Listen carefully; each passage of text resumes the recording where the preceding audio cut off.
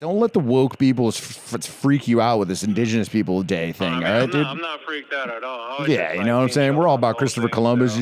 How do you feel about Christopher Columbus and shit? I mean, I don't really feel a particular way about it. I'm fucking Italian, dude, and you're fucking defaming Columbus. He fucking discovered America, you prick.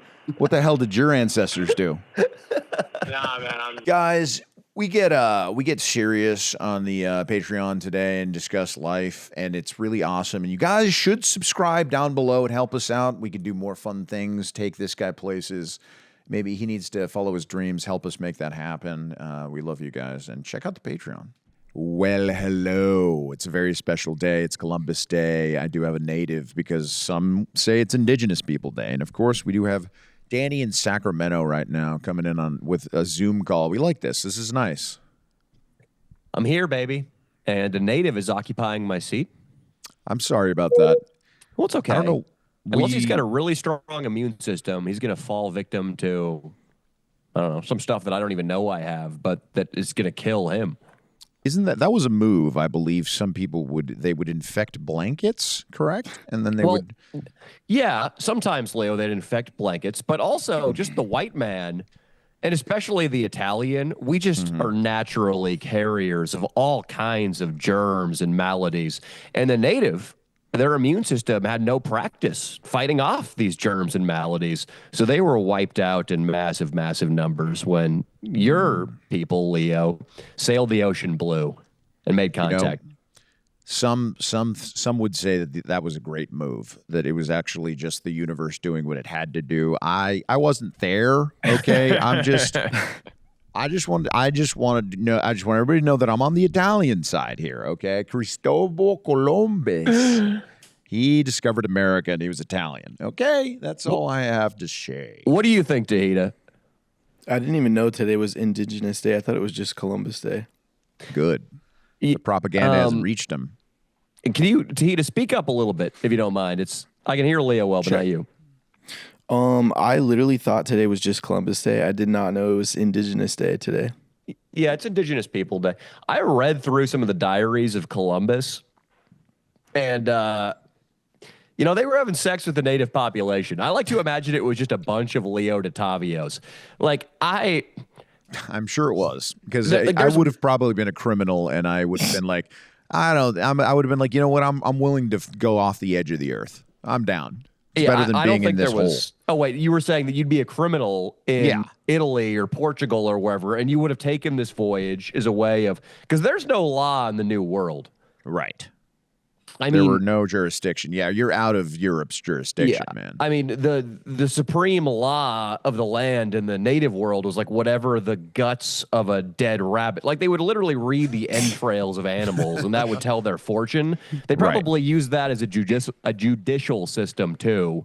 So I don't think that would have affected Columbus and his men. No, dude, I would have been on that boat, and when I saw the native girls, I would have basically thought it was God just giving me a gift. I mean, these girls are probably hairless. I was probably used to some big time bushes in Europe. All of a sudden, these hairless broads are everywhere. You know? Yeah, they are hairless. They are. Native Americans are hairless, and Tahita's backing me up on this. Have you had sex with a Native American woman? Only 2 of them. Yeah, they were hairless as shit. Hairless as shit, though. Hairless as shit. That's a different level of hairless. Let me pull up one of these because I remember reading an account of one of Columbus's shipmates. The guy, he was a high-ranking dude on one of the expeditions, and he brought a native woman into his quarters on the ship, and at first she was playing hard to get, and then I think he quote said something like, she did something that the most wretched whores in Europe would never have subjected themselves to. Like, she just snapped eventually and just started doing wild sexual stuff with this guy, basically. Oh, wow. Yeah. What do you think that was? What do you think that was? I think it was the makings of a parking lot blowjob back in the day. I think what he's talking about, the whores wouldn't even do. It's probably a blowjob. I think it was probably a little more extreme than that, Leo. You think it was anal sex is what you're saying? No, I'm thinking it was something. I think it might have been a hot Carl. Oh my God, stop. You think that this woman did used fecal matter sexually? Scat porn, per se. I think the first sexual intercourse between white men and native it was like a middle schooler's sexual jokings with their buddy. That's how it went down. It was a hot Carl. It's very possible. I wish he went into detail. Come on, man. He should have gone into detail what this was. That's not how they did it back then. They left things to the imagination.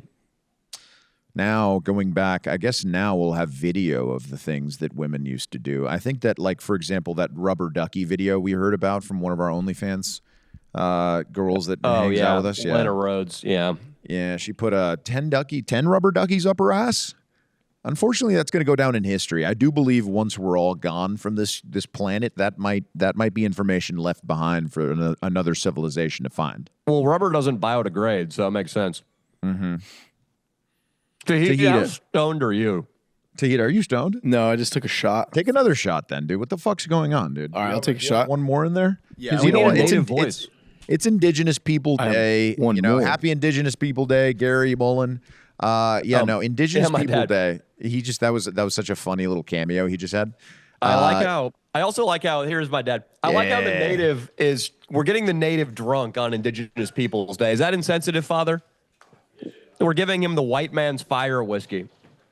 Yeah, he just took another shot of the old Jameson, so he's feeling it, which is kind of weird. You shouldn't do that because I'm sure that there was probably a guy that had a gun on his hip that at some point took advantage of Indians or killed an Indian that drank Jameson. So I don't know.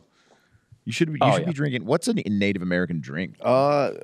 Mezcal is like tequila. I feel like that's more. Yeah. That's like more Aztec, but that's same shit, right? You could I think it's peyote or bust. Peyote or nothing for him. Yeah, peyote would be your best. You should be smoking a peace pipe all day. I think you should just drink peyote tea at all times. Listen, dude, I'd be down to try it. I want to say this to Hida. You're half white and half Native American. Yeah. If you could, right now, if you could live in 2024 America or go back to 1523 Native living in Washington State, which would you do? I would stay in this current day for sure. So you like Columbus Day then? You like the white man? I could say, yeah, there's so much more freedom I feel like that I have now that I wouldn't. So you're welcome, brown people. You're welcome. Yeah, my mom colonized my dad. Yeah, basically. She's white. So she colonized your father. And you think in the bedroom that there's ever been like native play? You think? There is a weird shit. Yeah. Sometimes they say things like that. There's a weird shaped object. Yeah. Oh, dude, it could be. It's like kind of like a triangle. Yeah. Fucking. It could be a butt plug. No, what is it? What do you think it is? Yeah, it's definitely. There's a native butt plug that his parents have accidentally left out, and he's seen it. So this is wild. That's, this is a saga we can talk about a little bit. I made a joke at a comedy show a few weeks ago about Tahita being wanted for being a sexual predator on a bunch of Native American reservations. And I said he dips blow darts in GHB and then goes and hits girls in the neck with it. And I guess I walked a non-binary UCLA professor from the venue. And then this person proceeded to make a post about my set. Is that correct? Yeah, something like I love the almond croissants there, but their comedians don't make they them feel very comfortable. Let me pull it up. Can I pull it up on Jimmy's Instagram? Pull it up. That's like the gist of it. But yeah, you know what the good thing about they, if I'm being correct, I guess because I misgendered her and that started the whole fiasco. Yeah, I think multiple times you misgendered they. Yeah, I did. I misgendered they, and then I believe she was on full like high alert, and then I don't even think you did it again, Leo. Yeah, I did it again. They, and then I brought you on stage, and it was game over. It was game over. Yeah, we had this pretty sleepy crowd. I love it. There's a comedian named Jimmy Draxler who, if you come to some of our shows, you've probably seen him. He's a scumbag white guy with long hair who tells really funny, offensive jokes. That's his thing. One-liners, really, really dark. And he insists on taking it to the enemy, meaning he does these shows on the west side of LA where it's it's always just like the yuppiest, most privileged, but most progressive and easily offended people. Yeah. And I sometimes feel bad when I go up there because I don't want to piss off the crowd. But Jimmy seems to get off on the crowd hating him and the other comics. And this particular night, I was so ready just to blow the place out because it was so sleepy and the crowd was giving the comedians nothing. Yeah. Yeah, no, he calls it changing the culture. That's what he calls it. Yeah, because a lot of shows on that side of the hill, they pander to that stuff. And we do get some comedians who are very woke sometimes, but he doesn't really like do that on purpose. He just kind of books from the Comedy Store. And then sometimes we got a guy who did like 5 minutes on how he thinks cops should be killed and how they all should die. An ACAB dude? Yeah, he was basically like an ACAB dude, and we never had him back on. And he also is bisexual, which means he's gay, and so he was a gay man who hated cops. One of the worst things. I mean, that's your enemy for sure. That's an enemy of Danny Mullen. I'll tell you. It's definitely not my enemy. You don't have to say that. I'm just kidding, dude. I don't know why we're saying that we hate gay people necessarily. No, that's not what I'm saying at all. I'm just saying that was an attribute. I was I was clearly stating. That was a good hey Leo, Mm-hmm. I went skateboarding the other day. I saw a black guy who was wearing a green t-shirt. That's an enemy of Leo the Tavio. Leo the Tavio hates black people who wear green t-shirts. That's what you did to me right there, buddy. I have nothing against gay people. I do think ACABers are fucking idiots, though. So that in that way, he's an idiot. He would only hate him for being ACAB. No, everybody knows we're an LGBTQ friendly podcast. I mean, we are in the trans nest right now, which makes us kind of bulletproof. Would you agree? Yeah, there's a lot of trends here. Yeah, okay, yeah. I'm trying to find this write-up. I don't know if Jimmy still has it on his page.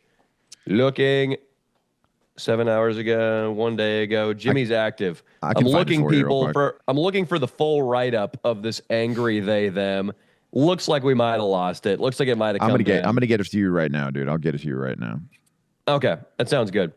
Yeah, I see lots of clips of Jimmy doing Springfield, Ohio material at the West Side Comedy Show, which I'm sure people fucking hated. Oh yeah, dude. He goes really hard. I mean, sometimes he'll be like, dude, I have 8 minutes on rape today. I'm like, oh, dude, that's gotta go. I just sent it to you, Leo, on Instagram. What's up, guys? Wanted to take a break from the pod for a second to let you know that you guys love PrizePicks. That's right. You guys love it already. Keep checking it out. They got some great deals I'm going to tell you about. It's the best place to get real money. Sports action. With over 10 million members. Come on, 10 million people can't be that wrong, if you know what I'm saying. And billions of dollars in awards winnings. I mean, dude, listen, a lot of guys surround the podcast. Jesse, he says that he knows sports. So he just uses PrizePicks to make that gas money every week. You know what I mean? Like no prob. He just does that because he's that good. It's because it's you against the numbers. It's not you versus other people where there's luck involved with other people. Just you versus the numbers. So obviously, there's some luck involved. But if you make some educated guesses, guys, PrizePicks will take you a long way. PrizePicks is the best place to get real money sports action. Like I said, 10 million people. PrizePicks invented the flex play, which means you can still cash out if your lineup isn't perfect. You can double your money even if one of your picks doesn't hit. Did you hear that? They're the ones that invented that. Want to play PrizePicks alongside Drewski, Joe Budden, and MMA champ Sean O'Malley? You can now find community plays under the promos tab of the app to view entries from some of the biggest names in the PrizePicks community each week. That's kind of sick, man. You like a celeb, you want to see what they're doing on PrizePicks, you can easily just go and check that out on the app. It's so easy to use. You can put it in 60 seconds. Download the app today and use code LDS to get $50 instantly after you play your first $5 lineup. Did you hear that? You put 5 in, they give you 50. All right? Download the app today and use code LDS to get $50 instantly after you play your first $5 lineup. All right? PrizePicks. Run your game. Good People as a place and project. That's the venue. Good People is the venue. Yeah, as the venue. Good People as a place and project so theoretically deserving my full pledge of support in business. In practice, it is a great place to grab coffee and simply walk away from. Their comedy night boasts comics with extreme biases and hostile material towards their own supposed customer base. Expect antagonism, homophobia, fetishization, harassment as routine goings on. The folks behind Good People may very well be good people, but using pride iconography or marketing to garner a false sense of security from queer people is disgusting. At present, this is not a welcoming environment for all, and it should not be advertised as such either explicitly or implicitly until management begins active and ongoing effort to vet those whom they platform. I came seeing myself celebrated in their branding and will not plan on returning because that's the opposite of how my handful of experiences here made me feel. I love their almond croissants. The service workers are kind and friendly, but something needs to change for this business to live up to the low bar of simply being a safe and fun place to visit. I really wish this weren't the case and hope it can change in the future. I feel like I've lost a much loved neighborhood gem. Yeah. This is a woman. She's teaching cultural something. Social work, some social work thing at UCLA. So it's interesting. Yeah, she's teaching horse shit in the indoctrination factory of California, Los Angeles. That I do love how is there a rainbow on the logo for Good People Comedy Night? They might have one pride flag in the coffee shop. We don't have anything in the comedy night that would suggest we should. That should be. Yeah, our you know thing. what? From now on, we should have a huge trans flag up in the comedy show, and then and then we do material about anything and everything, obviously. But I think all of the show flyers should have a bloody black fist on them, and then the background should be rainbow. I think all the comics, regardless of who is actually on the show, should be women of color, with alternative haircuts. Yep. And then you get to the show and none of them are performing, and it's just like me, you, and Jimmy. I absolutely, and proceeds go to like some domestic violence center or something, and then that's what we should do. We say that. We say they go to a domestic violence center, and then we take all the ticket money in cash and we just throw it at like a stripper who's sitting at the front of the stage. Oh yeah, dude. Yeah, we just give it to a hot chick and she like flashes her tits at the end of the show. Yeah, that's what. We just stuff it down. We get an OnlyFans girl there as a plant, and we just throw ones at her titties between jokes all night. Danny famously did get a girl to flash the crowd at the Ha Ha Comedy Club. He did do that. So damn, dude, was she hot? Yeah, she was hot, dude. She was hot, all right. She was hot, all right. Love that. I'm starting to think Tahita is on ayahuasca right now. Either way, he might come up with some answers then. Dude, ayahuasca would be fucking nuts, bro. The only psychedelics I've done was shrooms, really. That's about it. I've never had what did you see? Trip. You're a native. You should see some crazy shit. Dude, no, I have seen native patterns while I was on shrooms once with my native friend. I saw his forehead, like, there was like native symbols and shit like moving. I was like, whoa, what the fuck? It's kind of crazy, bro. What tribe did you belong to? It's Indigenous Peoples Day too. We should learn more about your background. We should learn more about your background. It's the Paiute tribe. The Paiute tribe. Were you guys hunter-gatherers? Were you warriors? What did you live in? Teepees, longhouses? Tell me. All of the above. Basically, it's a few hours up north, Bishop. That's where the tribe originally was from. Every year there's a powwow where all the tribes from the surrounding states come to this tribe to like celebrate. They still have it every year till this day. I think it was like a month ago. But Bishop, there's a lot of like history that's still there. There's a lot of like ancient there's still like teepees that were there from back in the day. There's like a few that they like held so that people can go visit it, and they have artifacts in this center. It's really interesting. We should visit, and maybe we should be native purists. We should try to spend a night in an actual native teepee. Yeah, and see if anything goes down.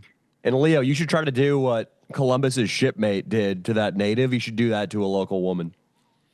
Oh yeah, put her in a tent and then just wait until she goes crazy and does anal. Like that's basically wait until her native instincts take over and she mounts me. Is that basically how it works? Or gives you a hot Carl, whichever happens first. That would be a good night.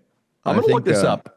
I gotta look this up. Tahita, tell us a little bit more about your native culture. I gotta find this log Paiute? from The Paiutes. I believe I know that they're known for being very good with the bow and arrow. I hear. Yeah, actually, just south of Bishop, there's a dried lake bed near this volcano. It's funny. A lot of people have the last name Stone because they used to their ancestors came from the Stone Ridge. Okay. And in that area, there's like a shitload of arrowheads and stuff you could find from back in the day that are just scattered around.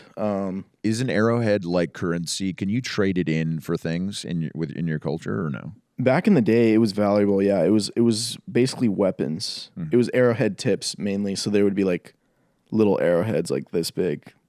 That's cool. The oldest fossil I ever saw, it was from I guess some kind of human, one of the Homo sapiens out there. But it was just basically a rock that they were chipping away and making sharp objects. They said they didn't know if it was for arrowheads or if just to make a little knife out of this sharp rock. But you could tell that they had and it was 5 million years old. I guess it was at UCLA. And I was in the archaeology department, the worst class I ever took. It was so hard. The teacher had written the book, and it was gibberish. Just everything in class that he would talk about was gibberish. Couldn't understand anything. Just got a C-. Yeah, that makes sense. When you do find artifacts, though, you got to be careful because if you sell them, it's a well-known thing that you may as well be cursed if you sell artifacts that you find, including things like arrowheads. I will dig a hole in a Native American burial ground, and I will drop my nuts in it. Holy shit. Holy shit. That's fucking deep. Dude, saying that on a podcast is like declaring war. On Indigenous Day. Yeah, dude. On Indigenous Day, bro, of all days. Listen, you can't come out. You're gonna teabag the native Holy Land, dude? Are you serious? I will find the grave of Big Willow Tree, and I will drag my testes all over that plot of dirt. Dude, don't say that about Willow Tree, man. That guy, Fuck him, man. He's a Hall of Fame native, dude. He's in the Hall of Fame for the natives, and you can't come at it. You have to have respect. Big Willow Tree, he was only 5'8". He was not big. He was insecure, and he made the chieftain give him the name Big Willow Tree. He put up numbers, all right? He put up numbers in the native community. So don't come at him with that bullshit. Respect his What did name. he put up numbers doing? Fucking, he saved some natives from attack, dude. He would always he would use his psychic powers and find out when Custard was coming, General Custer, and he would let everybody know. So he also killed 500 rabbits. Well, according to rabbits? ChatGPT, it also says he was gay. Well, Big Willow Tree, in the native community, they're very accepting, and just like we are on the Leo and Danny show. So it's called Two-Spirit back in native culture. If you're gay, it's called Two-Spirit. So it's a good thing. You want to have more than one spirit. Danny, you have 1.5 spirits, I'd say, at least. What evidence do you have of that? Well, the double vaginal. Don't bring that up. I'm in my family home. I'm so sorry about that. I'm not in the trans nest like you scumbag. You're right. I forget. I'm so sorry. I brought that. I didn't want to bring those spirits to that house, but now they're there. So you better have some kind of seance later tonight, buddy. You better be dancing around, doing some native shit tonight, making sure that spirit doesn't supersede the other spirits that already live there. How is It's Sac? beautiful out here. It's the Dude, best, isn't it? some drugged out chick her dog attacked my dog today. Oh no. Is Henry okay? Yeah. Totally fine. But I came around the corner and this girl with frizzy hair who looked like she might be, speaking of ayahuasca, in the middle of a soul-searching trip. Mm-hmm. She sees me, looks at me blankly while her dog starts going crazy. Her dog is, maybe maybe a 15-pound Australian Shepherd, I think they are. The little tailless sheepdogs, which are super cute and usually well-mannered. This thing goes apeshit, though, and starts jumping around and completely knocks her over. Uh-oh. Like she was so out of it, she could not muster the energy to lift a foot up and set it down a little bit further to the left to stop her from falling. She just eats shit. And I'm like, oh my God, are you okay? Like, I mean, I didn't do anything wrong. I just walked down the street with my dog and her dog started barking. She's like, yeah. And then the dog pulls again and this drugged out bitch just lets the leash go. Uh-oh. And the Australian Shepherd runs at my Henry boy. My good will Henry boy, where are you? Oh, he's right here. Come here, buddy. I got to pull him up. Yeah, pull him up, dude. Come here. Henry Come here, Cam. buddy. Good boy. You know I want my little baby. Yeah, you a good boy. Is there any truth to the rumors that Henry was kind of spreading some rumors about that dog in the neighborhood, and maybe the dog had a reason to attack him? I think Henry might have fucked his bitch. Okay, well, there you go, dude. He might have literally fucked his bitch. That's what I'm saying. These rumors he was spreading was that he fucked his bitch, and if Henry, he's got to learn to be a little bit less like, he can't just be saying that in the neighborhood. He's got to be more humble because people are going to come at him on the streets. Mm-hmm.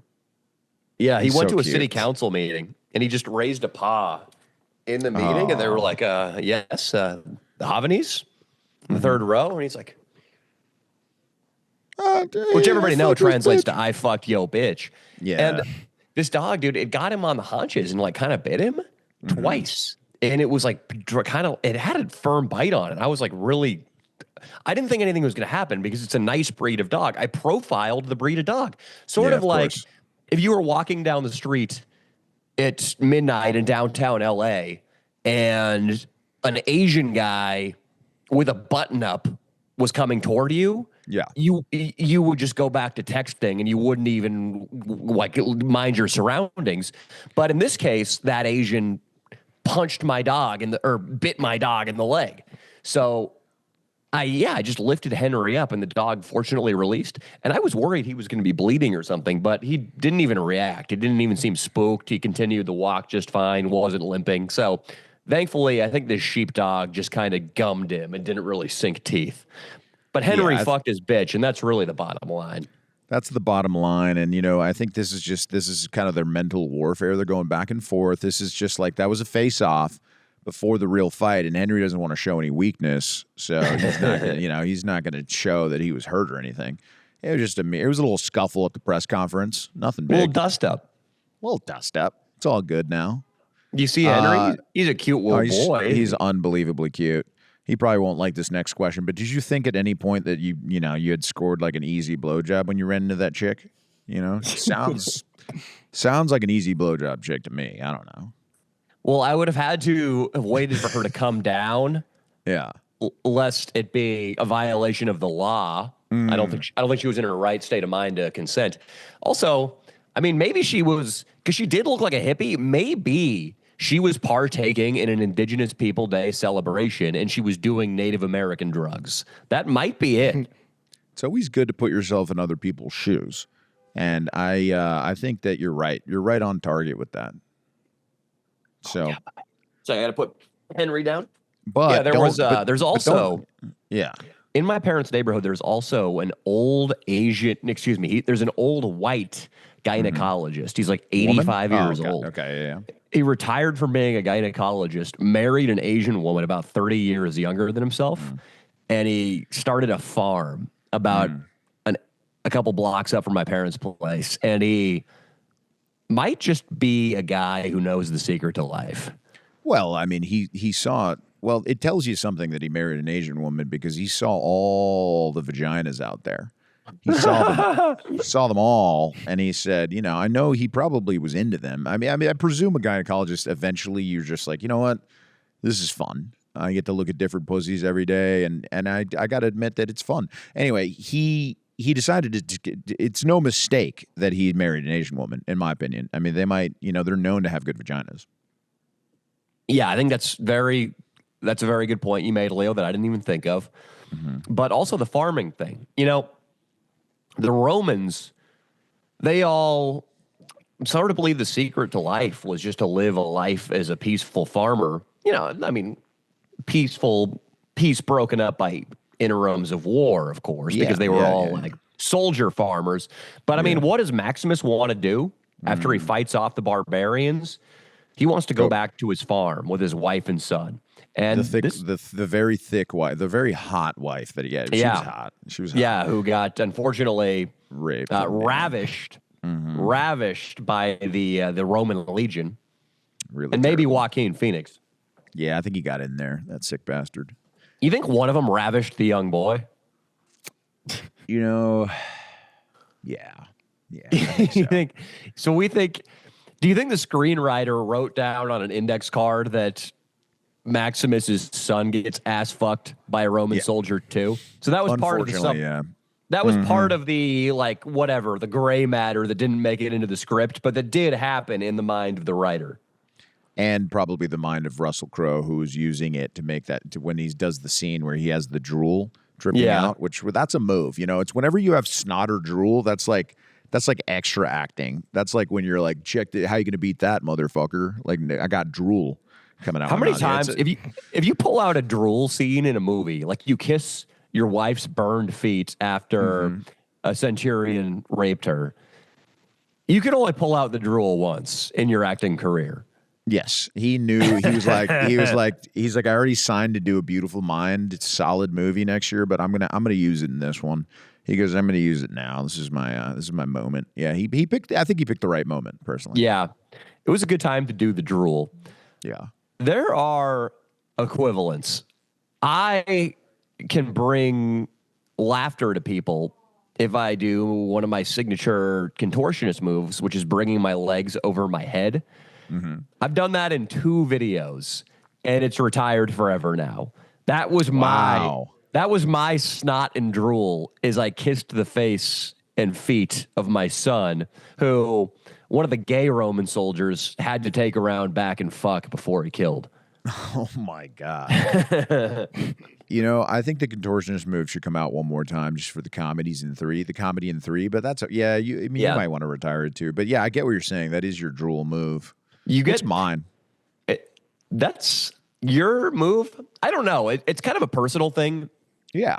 I definitely feel like whenever I'm entering a workflow where I'm doing a lot of editing and a lot of traveling and a lot of filming, and there's not much input coming in, meaning I'm not reading enough, I'm not watching documentaries, I'm not watching comedy. If I'm in a phase where the input is dried up, I find myself falling back into the same comedic patterns, making the same type of joke. Maybe not the same joke I've made before, but like a cousin of it. And that's when I know, like, okay, it might be time to take a week off and decompress and refill up your comedic well.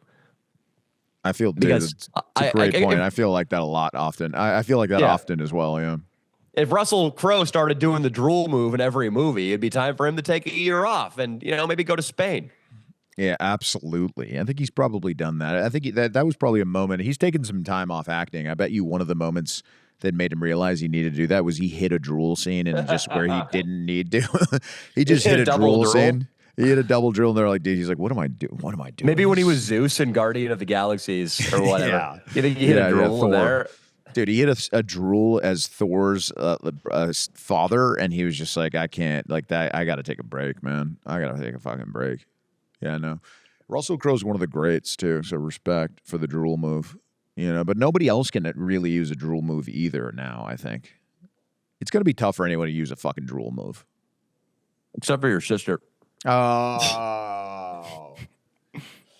He uses it just like Michael Scott does in The Office. He uses the that's what she said or that's what he said. That's what she said. But God damn it, he always gets me. I don't have a retort. Once somebody says he's going to sleep with your sister, there is no real natural good retort. Just say you're going to do it to my sister. Yeah, but that's just, it's too obvious. It's like saying like, yeah, your mom too. Or it's like saying a mama joke. It's pointless. Yeah, it's like countering your mom joke with like, oh yeah, your mom too. Yeah, it's the worst. It's the worst. Tahita, you don't have to reveal the location of the shoot this weekend, but are you ready to shoot? Dude, I'm fucking ready, bro. Yeah. So I'm ready to go Leo, Yeah. you are going to be the brave Odysseus, hero of the Odyssey, and Tahita, you are going to be an ancient comedian of the Greek stage who they would wear distorted masks and they would have gigantic fake cocks like dildos attached to their bodies. All the comedians had to have massive dicks, like fake dicks hanging out of their robes.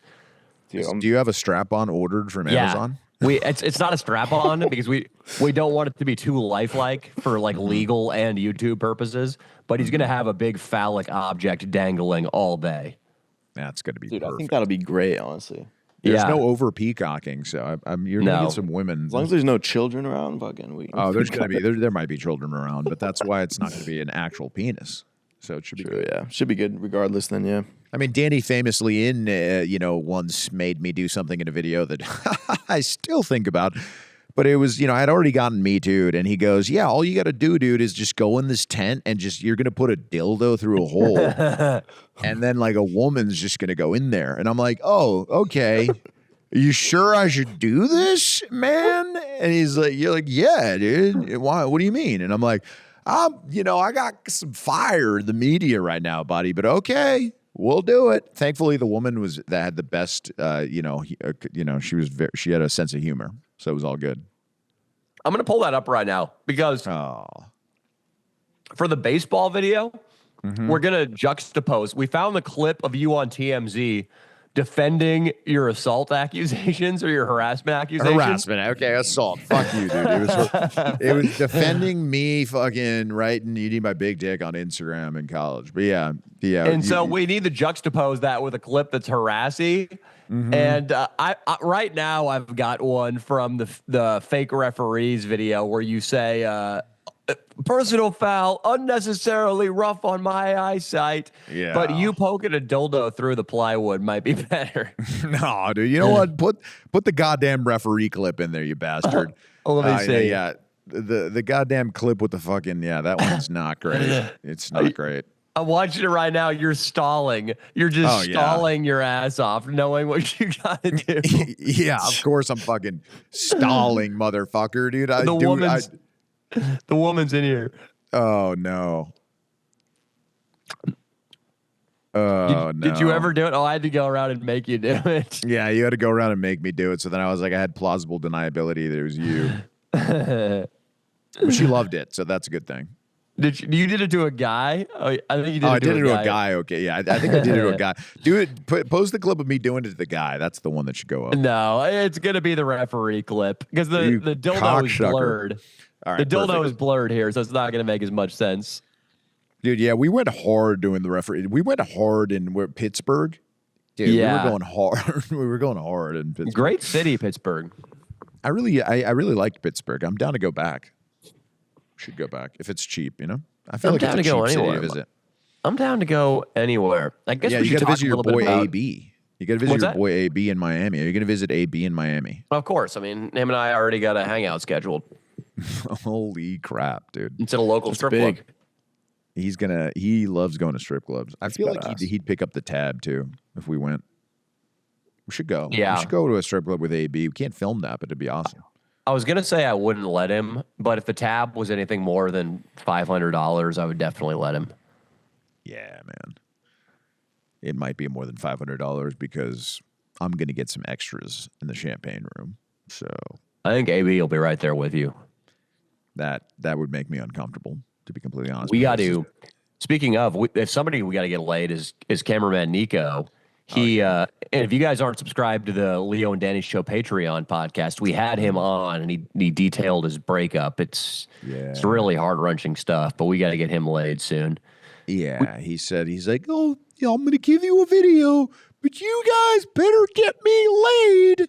Like, I'm like, what do we a hooker? Like, don't get blacked out. He's like, okay, I'm not going to get fucking blacked out. He's going to get blacked out. And once he gets blacked out, we can't help him with the chicks anymore. You know what I mean? But it depends on how blacked out. We'll see. We'll see. I'm interested to see this new Nico. We were speaking of new Nico. We spoke to him at length after the Donald Trump rally this weekend, and we can get into that as well. The big one, Trumpchella and Coachella Valley. But Nico, we were talking about his ex, and me being deliberately unhelpful. I was like, hey, Nico, why don't you try this? Send her a picture of you gripping your erection at the base, but Photoshop it to make it 3 times larger. And below that photo, just write, new me, who dis? Send it to your ex. That's got to be the funniest thing to do during I mean, right after a breakup. Right after a breakup, that's got to be the funniest thing to do ever of all time. Just Photoshop your dick to make it 12 inches and hit a new me, who dis? Who dis? Nah, that would be unbelievable. I think cameraman Nico's going to be fine. He's got his family. He's got everything. But it is a hard thing to deal with. But he's coming to Vegas with the boys. It's going to be awesome.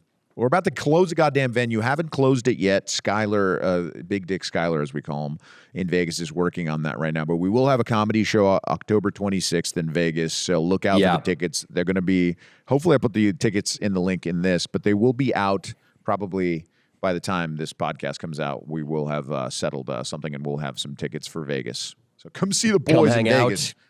Yeah. Cameraman Nico is going to be with us. It's going to be a great time, people.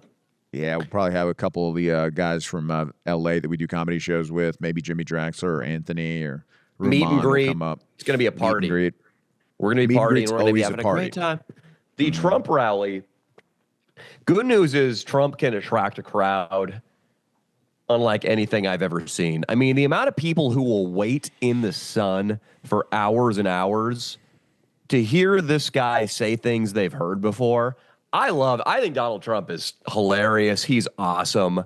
But, I mean, like the Rolling Stones fans aren't willing to tolerate the abuse that Trump fans are willing to tolerate to hear the hits.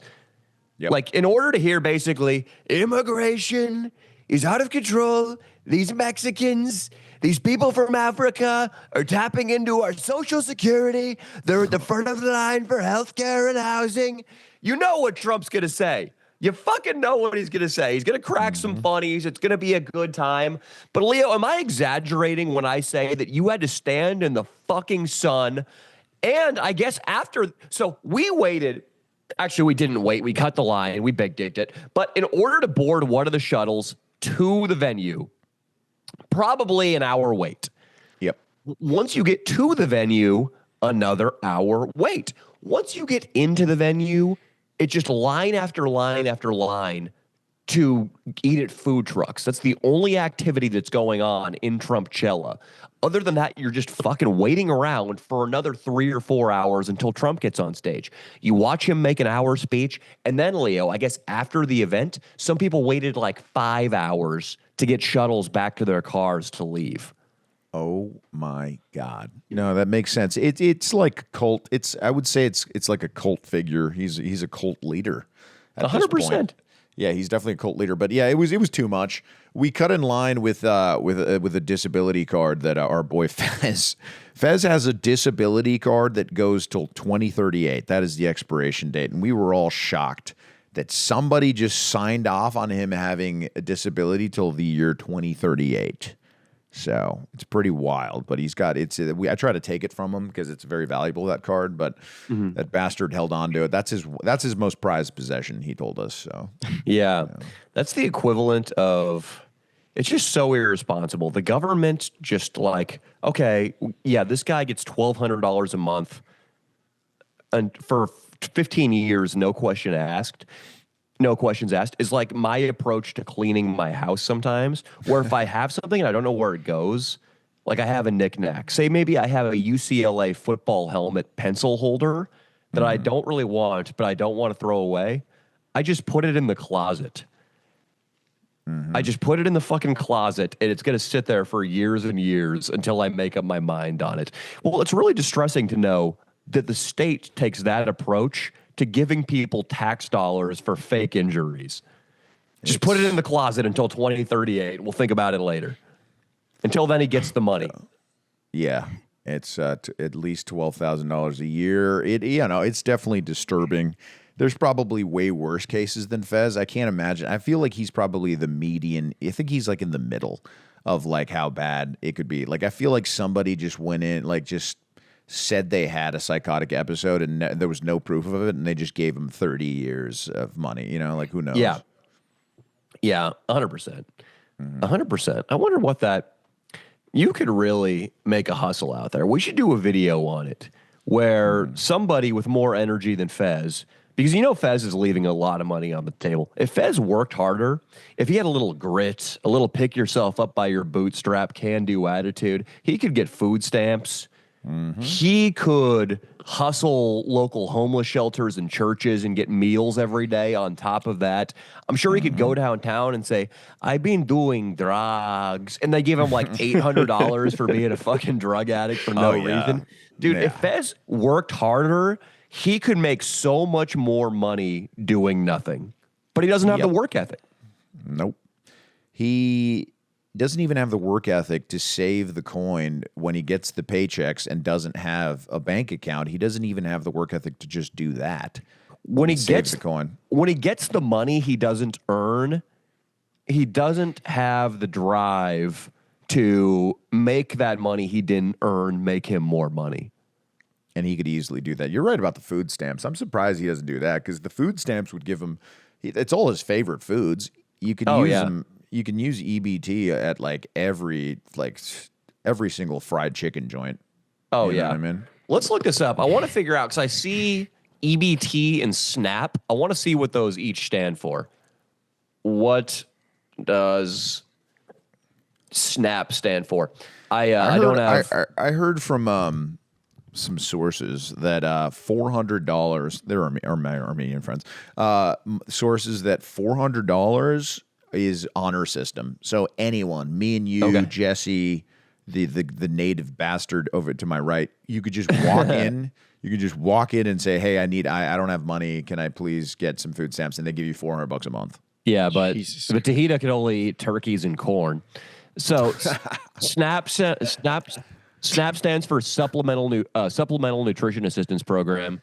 EBT stands for. Dude, I could probably get double that since I'm native. Dude, you definitely should get a EBT, bro. Dude, electronic benefit transfer. So I guess EBT is probably just like government cash. SNAP is probably food stamps. I like SNAP. It's a good acronym. It makes me want to get on SNAP.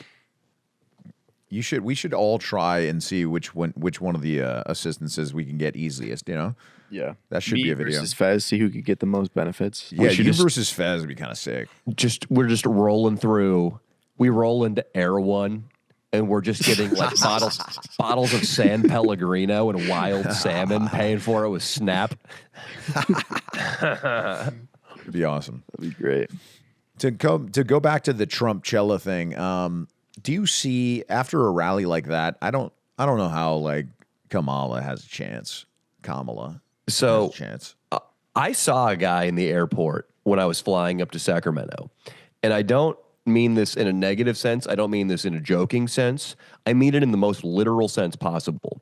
There was a guy on my flight standing around with a Kamala shirt, and before I could judge it or censor myself, my internal thought was, "Oh, he's gay." Like my brain, and it's bigoted, it's backwards, it's not okay, but my brain assumes that the only people who would willingly vote for Kamala Harris are women and gay guys.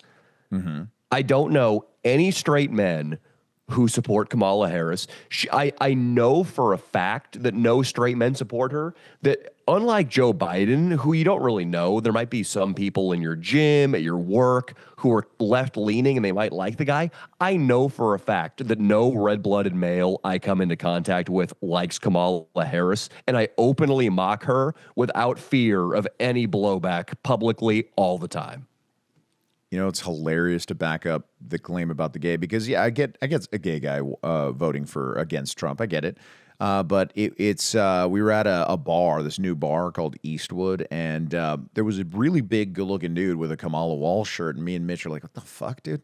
That's random." We're like, "That's random, right?" We're like, "That's crazy. That guy would go to a bar and wear that shirt."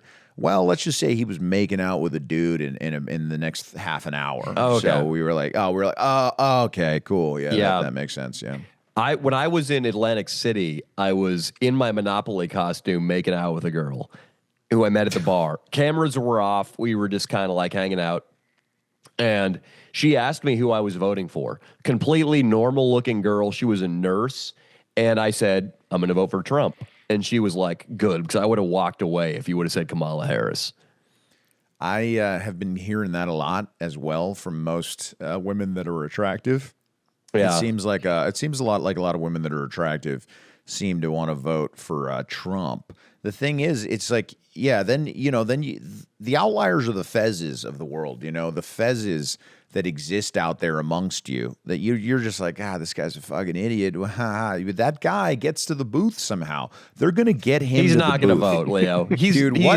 What if we find out like it's too much caloric expenditure for him to get into a voting booth if he fits in one? You're right. I doubt he fits in one. You're absolutely right. I think that would be his biggest like problem, because I think like he's gonna hit us up and be like, I voted, and we're like, what do you mean? And they go, well, they had an Escalade pick me up. You're right. They knock on my door and they say it's time to vote.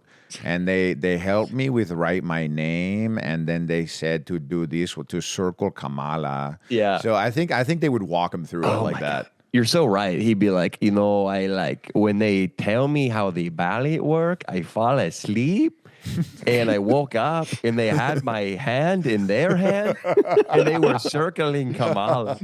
You're so right. They would send him. They would send him an Escalade. They would send anybody that is on government assistance and who is like really foreign. They are going to send Escalades to bring them in to vote for Kamala. Dude, and along with that, he's going to have like a little booklet full of coupons for McDonald's. Like he's just going to have like these, and they give me, look, like 6 free Big Mac. Yeah. This is for the chicken nuggets. I see, look, I get 20 free chicken nuggets. He just shows we're like, oh, they just gave him a bunch of McDonald's and an Escalade. And yeah, I think he's more of a Happy Meal guy. He probably wants a Happy Meal. Dude, they just give him 58 Happy Meal. They have a Happy Meal. Just Happy Meals galore, dude. Oh, that'd be hilarious. No, but I think that's how it's going to be, dude. They're going to make sure that he votes. They'll probably just send him the ballot, dude. They're going to send him the fucking thing to his house. And no, you're right. There's no way he votes. I don't think he votes. I don't think he votes either. What we got to do, because obviously we're going to be filming on Election Day, I'm going to send in a mail-in ballot. We got to get on that quick. Mm-hmm. But yeah, because if we don't film in LA County, I'm only registered. I think you can only vote in your own county. I think that's how it works. Because I tried to vote in Sacramento County last year, and I was registered in LA, so they didn't let me vote. I voted in the midterms down here successfully. I think that was my first time voting as an adult. I haven't voted since college. They had a booth at Valley College, so I voted. But I don't remember. I don't think I voted. Did you put a lot of thought into who you, the propositions you voted for? Absolutely not, man.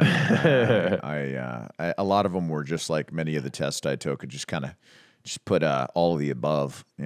Did you really vote for Obama? I think I voted for Obama, dude, the first time. Yeah. Wow. Way back in the day. I wanted over John McCain or over Mitt Romney. I think it was Mitt Romney. Wasn't a great Republican choice, but yeah, I voted for Obama way back in the day. Yeah, damn, dude. I was a Democrat for a long time, and then then I got canceled, and the Republicans were like, "Come over here, we'll take care of you, kid. Come on." But I mean, now things changed. I feel like the Democrats are much more like the Republicans were at the time. They were kind of like Bush was kind of like doing shady shit after shady shit, and it seemed like the Democrats were more legit. I love Billy Clinton for obvious reasons, I love Bill Clinton because he just got a shitload of pussy, dude. And he did the cigar move. My dad made it evident that was a good move. I thought it was weird. I was a young man. I was 12 years old, but my dad's like, this fucking Billy, man, fucking put the cigar in and put it in his mouth. That's a fucking move, huh? Does your dad Does your dad positively love that Bill Clinton put a cigar up Monica Lewinsky's pussy? He loved it more than you'll ever know. I don't think there's a year that he doesn't bring it up. Or if Billy Clinton is brought up, he brings the cigar thing within the next 3 sentences. He brings up the cigar thing.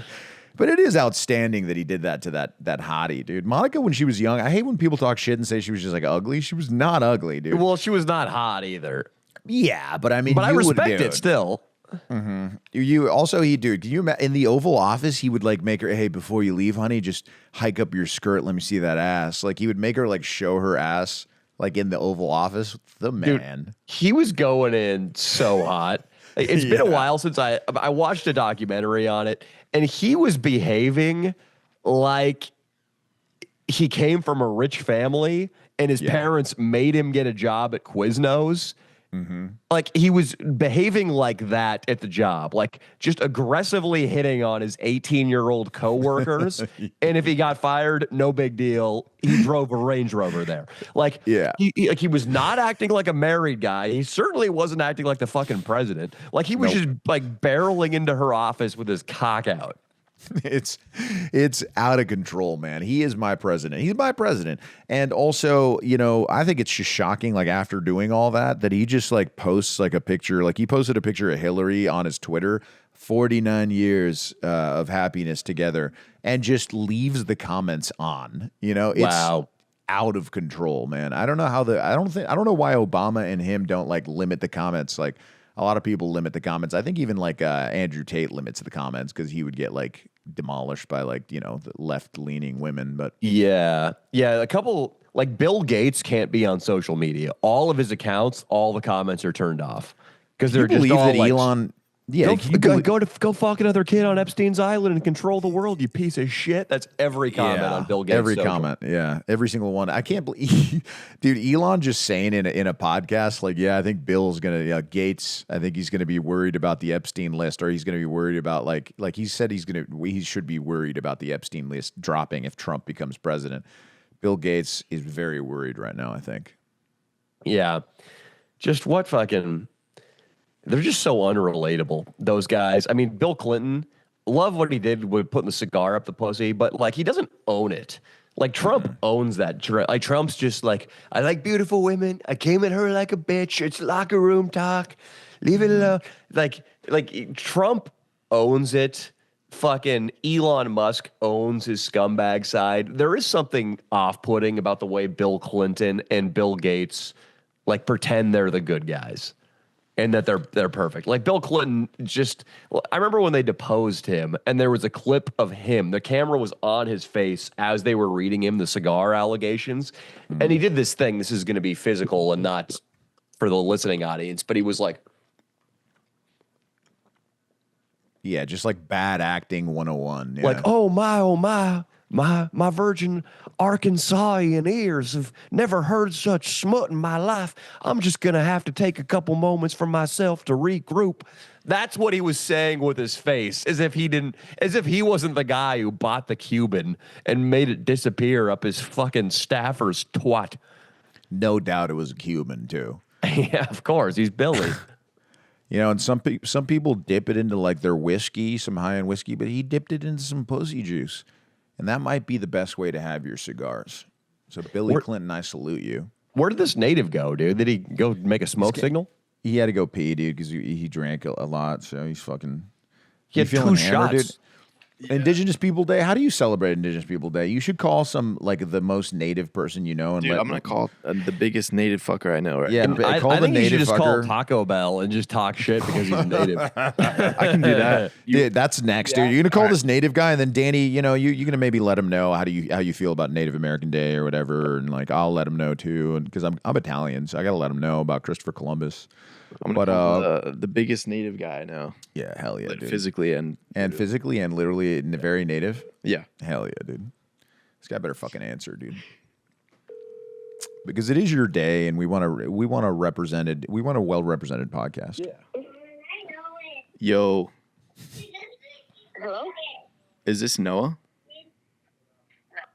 Oh, dude, he changed his number, dude. Let me- All right, time to Fuck call that, Carl's dude. Jr. Time is Yeah. to be a native punk and call Carl's Jr. This is a random coffee shop. Yeah. South Vermont. How may I help you? Hello? Hello? Hey, do you guys serve buffalo drink? Sorry, what was that? Do you guys serve the buffalo frappe? No, we do not. Even though it's Calling indigenous? a coffee shop right now. Yeah, I'm aware. I thought they served buffalo frappe since it's Indigenous Day. No, we do not have a buffalo frappe. Dude, are you fucking kidding me? No. Are you serious right now? But you guys are literally advertising it online. Maybe you have the wrong alchemist? Not sure, man. No, it's literally I literally have the right address and everything. Should I Get just come madder. down there and Lose your should I- shit. you want me No, to we don't fucking have a- you want me to fucking come down there and demand it myself in person, motherfucker?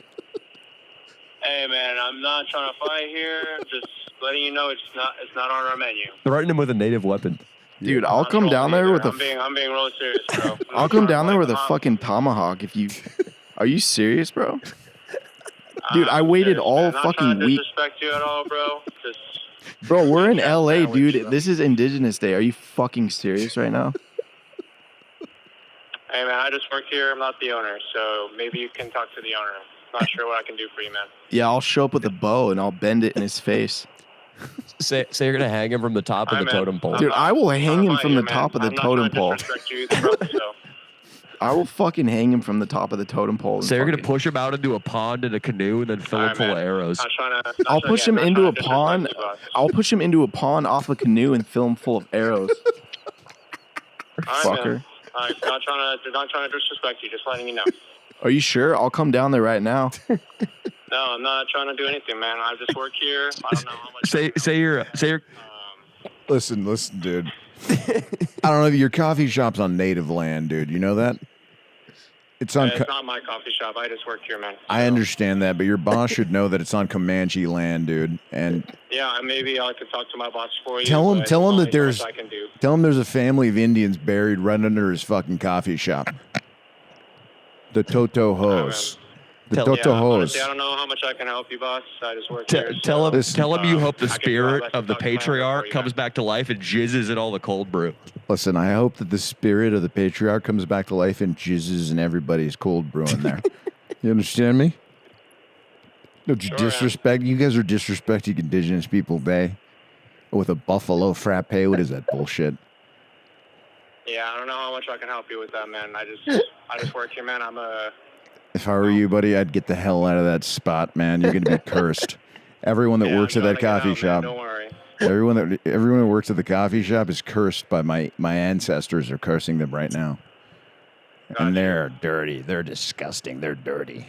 My grandma's Yeah, gonna no problem, man. my grandma's gonna rubber gooch on everybody's drink. That's what she does. She hasn't shaved down there, and Yeah, I mean, she never I don't know how much I showered. can help you, man. She never fucking showered. Do you understand me? Yes, sir. Stinks. Tell, She tell him stinks. you're circling the wagons. You're forming a war I got you, man. No tribe right worries. now. You got your coffee shop's a wagon, and we're circling you right now with a war tribe. All right, man. And we got our bows and arrows, nice and sharp.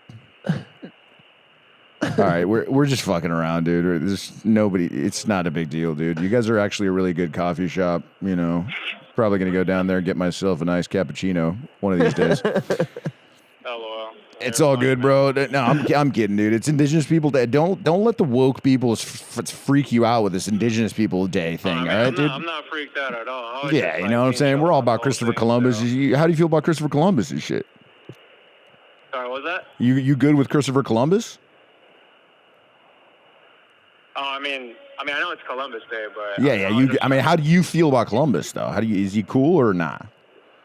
I mean, I don't really feel a particular way about it. Oh, Leo, But- tell him your greasy Italian Yeah, I was ancestors just are gonna come. calling Listen flop now, their dude. Listen uncircumcised dicks. now we're being fucking serious. I'm fucking Italian, dude, and you're fucking defaming Columbus. He fucking discovered America, you prick. What the hell did your ancestors do? Nah, man, if you're trying to play around again, I'm not trying to play around. You're coming at me not fucking supporting Columbus, dude. Are you fucking serious, dude? I'm not fucking around again. I'm pissed.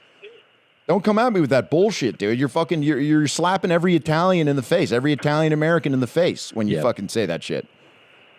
I mean, I'm not saying I'm against him or anything. Dude, I'm pretty sure you said you don't know how you feel about Columbus, and I know what that means. You got indoctrinated with this bullshit that he hurt some Indians. That's all bullshit, dude. That's one guy did, dude. He was one fucking bad apple. Columbus didn't do shit. Columbus, he was zipped up the whole time. He didn't fuck any of the natives, nothing, dude. I didn't say that, man. I didn't. Well, yeah, you did, dude. I'm pretty sure that you basically said Columbus was fucking whipping it out, fucking putting it all the little native girls and shit. I didn't say that. Don't fucking say Columbus is whipping his cock out and putting it on native girls. I didn't say that, man. I think you fucking did say that, dude. And it's bullshit. All right, man.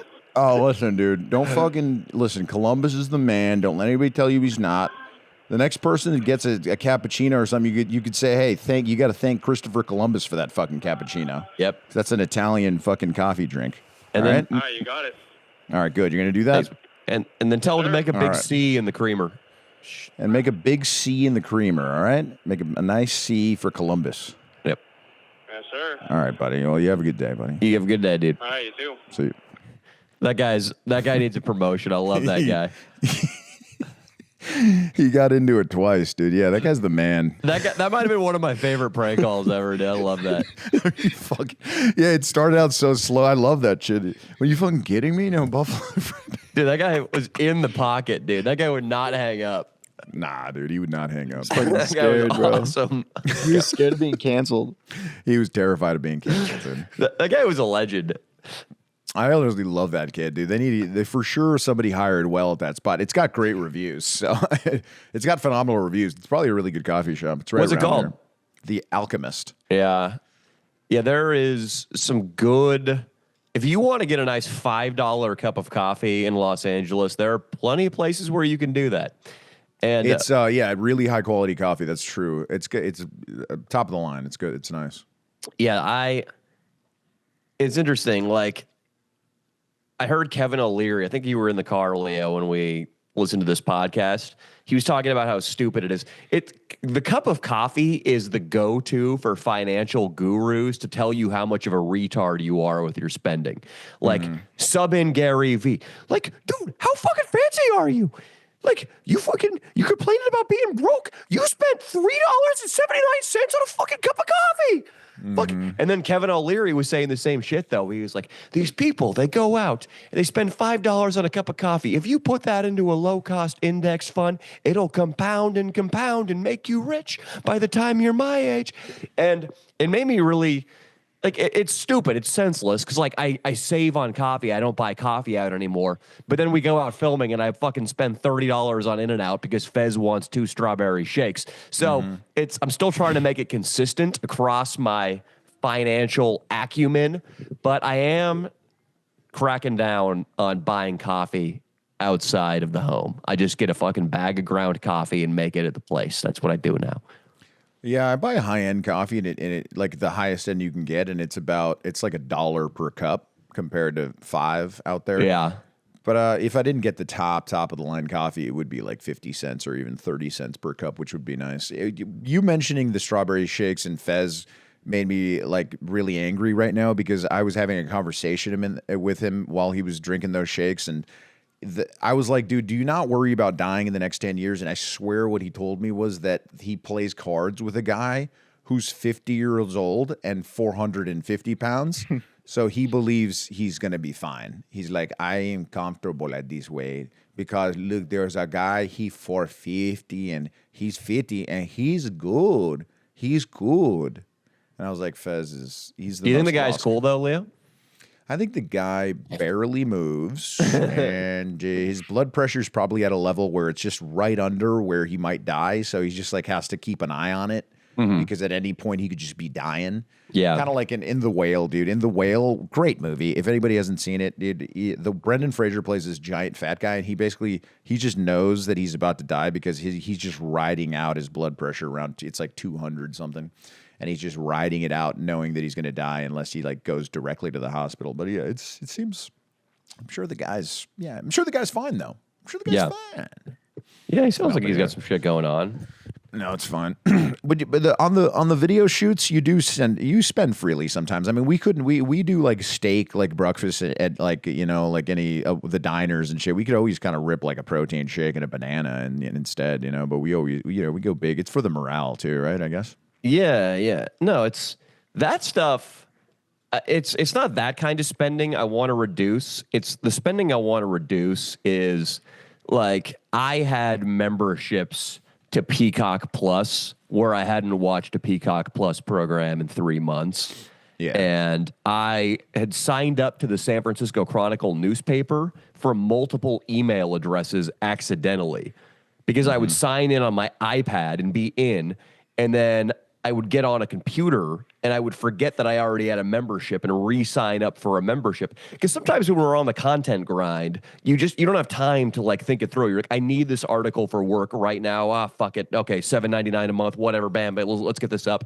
And then after like years of living like that, I just had so many of these fucking bills that I could cut away at. And I'm trying to get better at that now, basically because Gary Vee and Kevin O'Leary shamed me. You know, man, it's the earlier you kind of realize that's the most important thing is saving the money that you make might be more important than even making a lot of money. It seems like, I mean, especially with my friends now towards my age, it seems like the guys that were just smart about it are the ones that are really comfortable and rich now. When instead of there's a lot of guys that made a shitload of money and they just spent it on hookers and shady women online and the rest of it. You know what I mean? See, it seems like it's a good habit to have to try to save some cash, man. It's kind of the hardest one to teach people, it seems, though. It seems like everybody is basically paycheck to paycheck. Yeah. Pretty wild. Yeah. I got I've been super aggressive about saving money for since I've started making money. I've like always saved money, but now in addition to like I'm watching the little stuff now, the death by 1,000 cuts. And I finally automated basically a $250 weekly deposit into a Vanguard index fund, just completely automated. It just buys it up. And I save money above and beyond that, but every month, just like $1,000 is going into an index fund without just like clockwork without me noticing it, which everybody should try to do. Like if you have any kind of full-time job, you can save $1,000. Yes. Now, do you want to find like at some point spend the money a little irresponsibly though? And by that I mean get Nico a hooker. Yeah, or get yourself a hooker. Maybe when you're in your you're probably going to get married and have a family. But if you are single in your 50s and 60s, and now you're visiting Colombia and you got that big nest egg. I mean, is there a chance that you get 5 hookers in a nice Airbnb in Medellin, Colombia? Yeah, you have yourself maybe 2 or 3 weeks of fun. You know? Yeah, So a couple things here. First of all, we've basically determined, Leo and I, that the going rate for a hot chick in LA just to bang you is about $1,000. Yeah, it seems like you can. You talk to enough guys and you see enough proof, you see enough evidence that it's. And about women have told us that too. That they have hot friends that are. I mean, they're granted they're in OnlyFans circles, but if you got $1,000, like in LA with a hot girl, you can make it happen. So imagine what you can do in Vietnam or in Colombia. And it really makes me, because like sometimes I think, I mean, everybody does this, and especially as you get older, because when we were in our 20s, the financial part of your mate value is less relevant because most guys in their 20s aren't worth fucking shit. But now that I'm in my mid 30s, I start thinking about my finances in my mate value because the other guys I'm competing with are starting to get their shit together.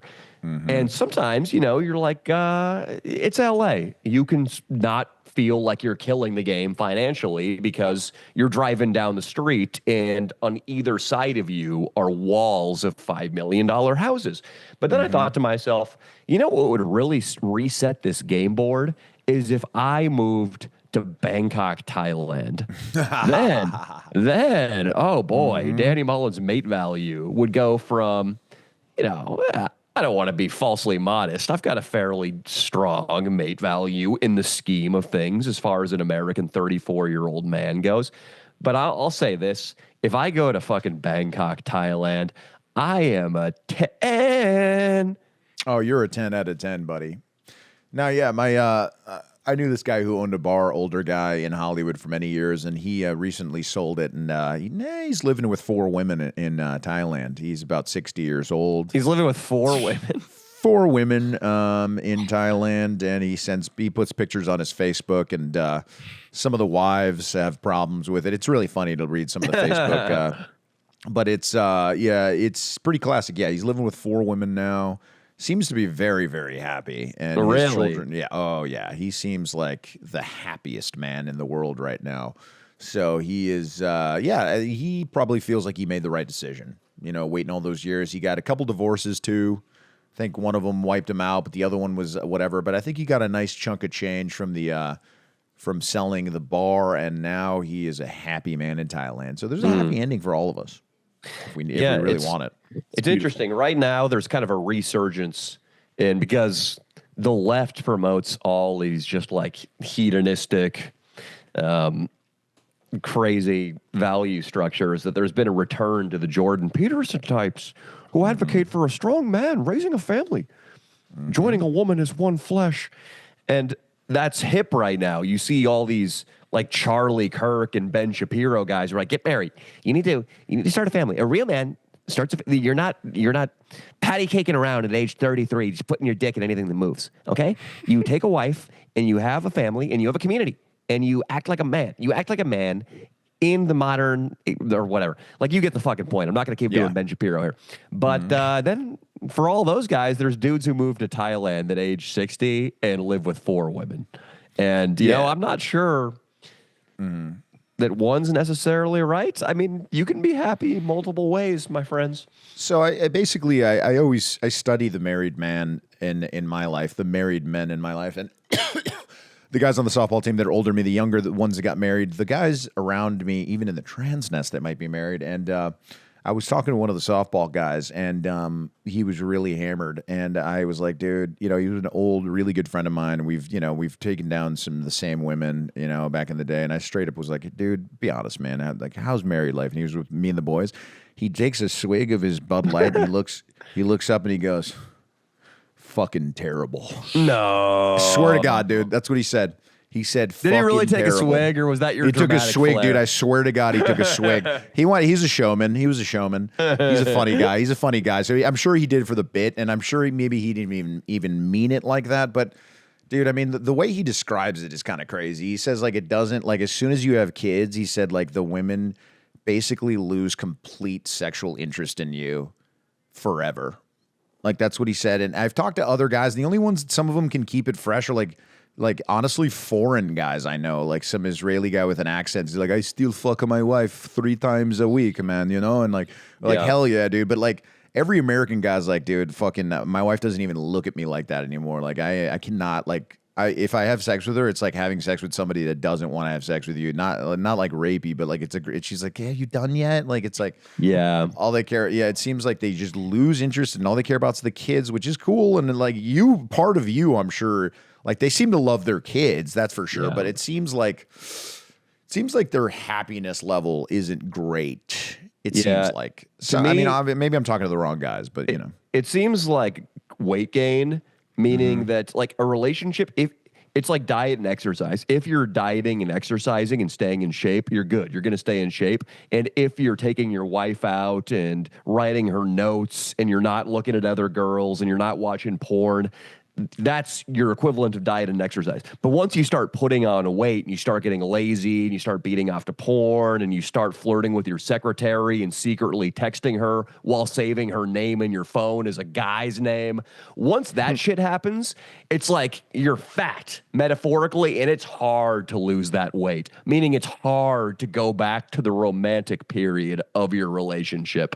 And yeah, like once you start slipping and not caring, it's fucking over, and it's hard to go back, I feel.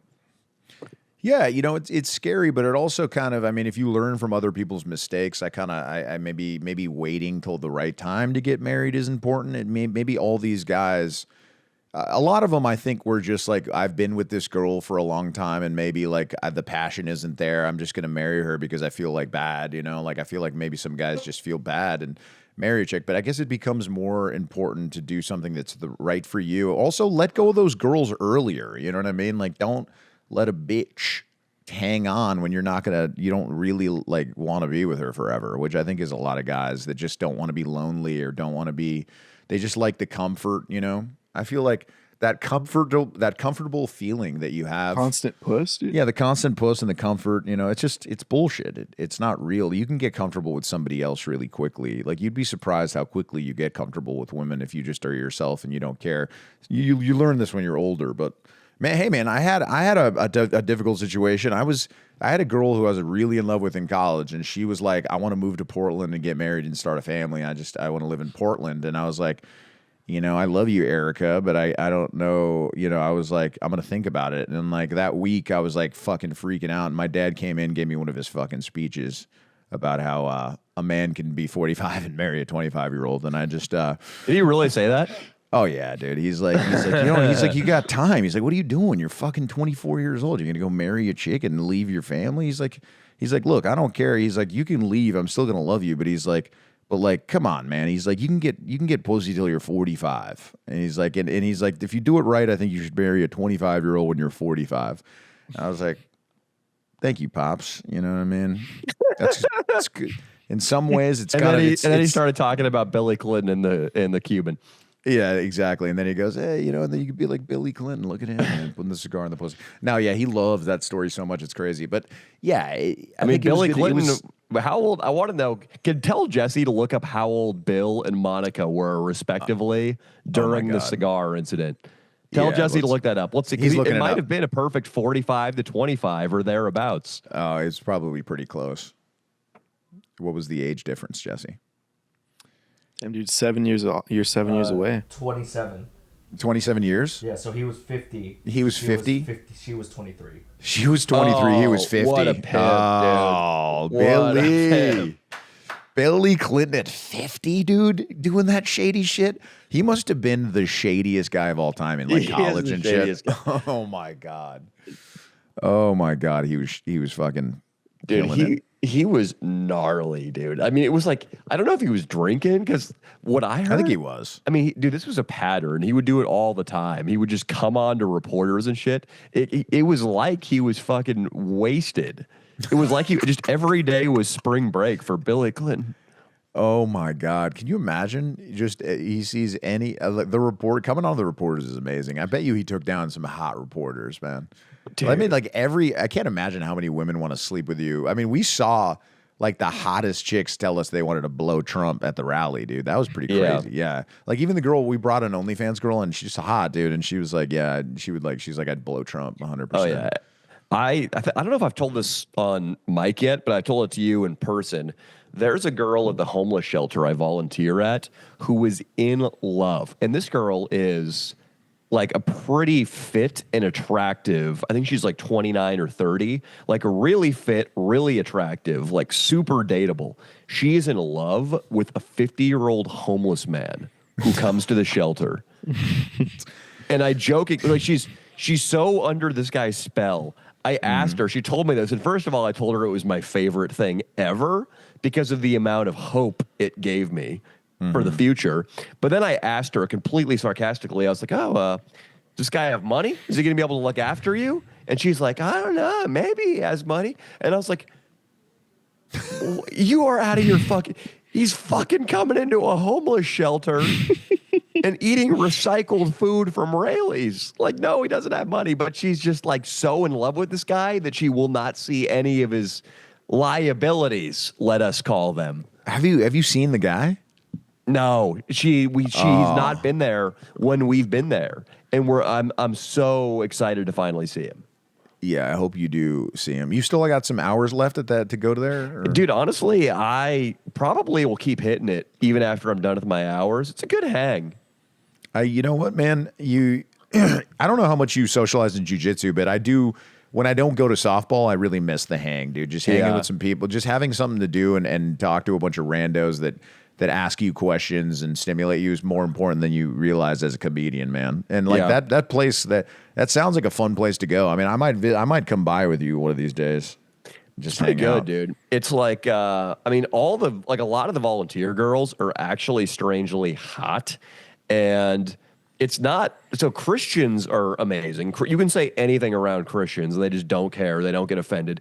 There's one of the guys there. This is the biggest head scratcher. He's like really gay, and he 100% sexually harasses me and this other guy, like directly and loudly and publicly every single day. Like just openly sexually harasses us. Like I'll be like, hey Todd, can you open the refrigerator and look around for some avocados? And he's like, there's something I want to open more than the refrigerator. It's your legs. Like, Oh my God. he'll just rip shit like that in a crowded kitchen. So, I mean, technically it's a church. Doesn't seem like it. And, dude, Christians are the best. I love Christians, dude. It's the pound for pound best religion, 100%. You know what? Isn't it the largest? Isn't it? I doubt that. Is Islam? Muslim? Look up Islam versus Christianity. Maybe Christianity's still number one. I Look think it it up, might Jesse. be number one. 2.2 billion Christians and then 1.6 billion Muslims. Christians number Hell one. yeah, baby. Number one. We still number one, motherfuckers. Yeah, the nice thing about yeah. Christians is there's like this very humble thing going on about them. Like the Christians I meet, which I meet a lot of them now because about 75% of the people there are like practicing Christians. They just plain clothing, no pretensions, never bragging, never talking about what they've done, just super friendly. Just always. There was this guy who came in, Leo. He had a USC sweatshirt. He's a 6'3" black guy who like looks like the kind of guy who's gonna fuck yo bitch when she breaks up with you. Like just like one of the best looking, most athletic black guys I've ever seen. But then he opened his mouth and he's like, "Oh, hello. My name's Jeremiah. How are you doing today?" "Yeah, I go to First Point Church down there, and we just come here once a month to help out and do dishes." And just like the most tame Christian man ever. And I was like, he's not going to fuck my bitch. But then you start talking to him and just like everything is about you. They just want to know about you and ask questions. Anything you tell them, they're just like, "Oh, that's amazing. You're awesome, man. This is great." Like you feel so good being around these people. They're like the most adjusted folk I've ever encountered. That's cool. And they, I've never. I mean, obviously, I've run into some Bible kind of thumping people that want to kind of get you into religion. But for the most part, the people that I've experienced, because Turlock was really, really religious, and everybody was Christian on the baseball team, and everybody. I don't think I've ever had one of them try to get me to go to church or like try to put their religion on me at all. Really. Yeah, they've cornered a couple. There's one guy that I go there with who's like the most. It's the guy who's been on our podcast, Patrick, and he is like the most resistant, like non-spiritual, degenerate person ever. I mean, he went over to a guy's house he met on Craigslist and fucked him in the ass through a sheet, for God's sakes. No, that's crazy. And he's been cornered. He's been cornered a couple of times by missionaries in there, and they've tried to convert him, which is interesting because he's like the most damned soul. I wonder if they'd see right. They'd probably try to convert me, dude. If I went in there, they'd be like, "This guy needs help, 100%." And I'd be like, Yeah, "Marty." probably. Yeah, but usually it's pretty cool. They've nobody's had too many uncomfortable talks with me. Nice. Yeah, Yeah, no, yeah. you got to respect that. You got to respect that. I respect Yeah. the religion. I just like I haven't gotten to the point yet. Yeah, like I mean, I read the Bible and stuff, and I back Jesus, but I'm not at the point yet where I can go on a Sunday. I don't know about going and doing the church thing on a Sunday. That's my pain point.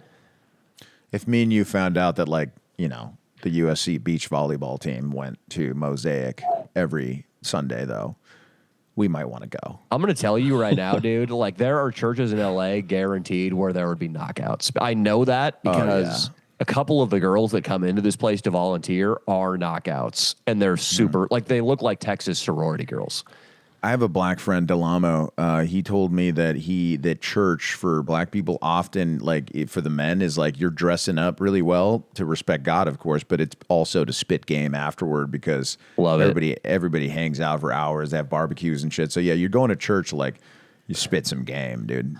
Yeah, afterward. Dude, this place, like you could, and you wouldn't even have to. It's not even like they would sniff you out. Like if you went and you were just spitting game and like short-term dating, I don't even think anybody would care. Right.